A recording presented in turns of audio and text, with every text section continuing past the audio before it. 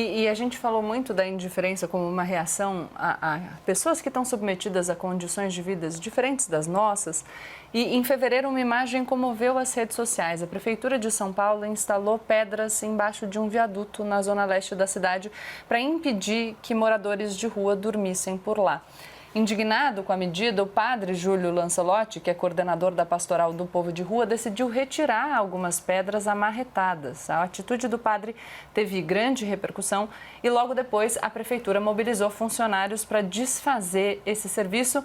Aliás, padre Júlio, quase nenhuma indiferença sobrevive à beleza das suas ações. Enfim, continuando, de acordo com o levantamento mais recente, o número de pessoas nas ruas de São Paulo saltou de 15 para 24 mil entre 2015 e 2019. Karnal, esse número é assustador. E eu quero trazer aqui para a bancada, eu escrevi até sobre isso num passado recente, porque num país tão desigual quanto o nosso, a gente precisa de algum grau de indiferença para sobreviver. Acho que a Vera também pode falar sobre, porque se a gente for se alterar profundamente por tudo aquilo que a gente vê de miséria, a gente não consegue seguir. Então, como que... Karnal e Vera, como que a gente acha esse equilíbrio? Eu acho que se eu perder, assim, a minha tranquilidade diariamente pela fome no Sudão do Sul, por uma seca na Etiópia, de fato vai ser difícil.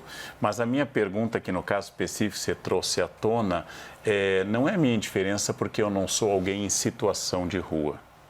É o fato de que eu fiquei perturbado que alguém em situação de rua tivesse um lugar para dormir e fui lá e coloquei pedras. Isso é sadismo. Porque aí não é nem indiferença, nem nada, é sadismo. Não é que assim, eu passei pela pessoa em situação de rua e não me comovi.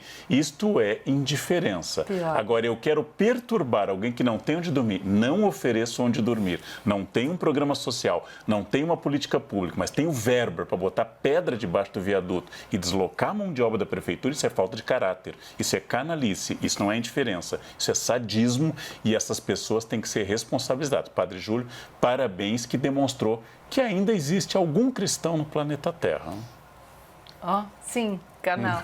Vera, a gente precisa encontrar esse equilíbrio para também não deixar que a miséria de todo dia inviabilize a nossa sobrevivência emocional. Então, aproveitando que o Karnal já trouxe uma questão fundamental, a gente tem que encontrar a nossa potência nessa relação com o sofrimento e com as perdas e com as desgraças humanas e mundiais. Se a gente ficar muito paralisado diante de todo o sofrimento que a gente convive, a gente não consegue nem fazer o que dá para fazer, porque você entra num lugar de impotência.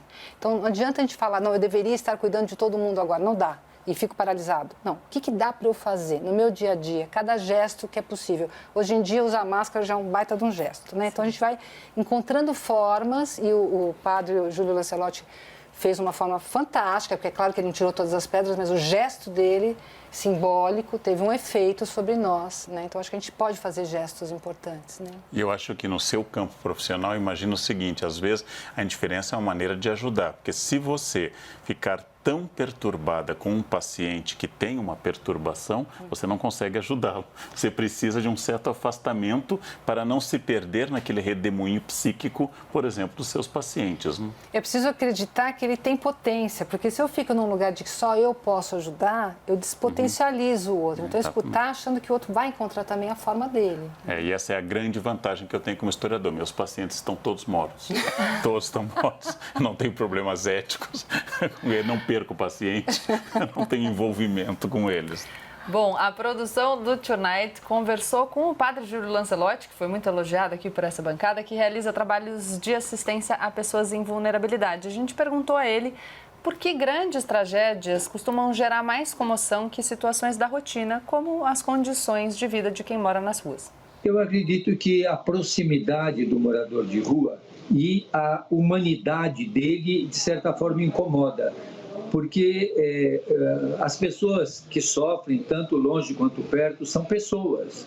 E são pessoas que têm limitações, que não são idealizadas, são reais. Eu acredito que essa realidade e o não romantismo dificulta muito a convivência com o morador de rua, porque ele fala, ele questiona, ele fala o que ele pensa, ele mostra como ele é, e isso muitas vezes incomoda. O Karnal fez uma observação aqui muito importante. Diga, Karnal. É que eu aprendi, inclusive, eu já fui corrigido e isso é bom, né? Não existe, na verdade, um morador de rua, existe a pessoa em situação de rua, mas eu quero fazer essa distinção. Eu não posso resolver o problema da imigração ilegal para a Europa, isso é uma questão.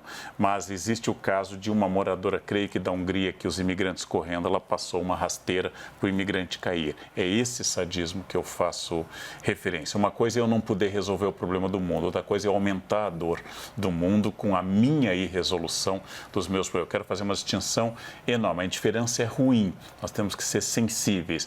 Não podemos resolver o problema do mundo, mas pelo menos não devemos agravá-lo. Isso já é bastante, né?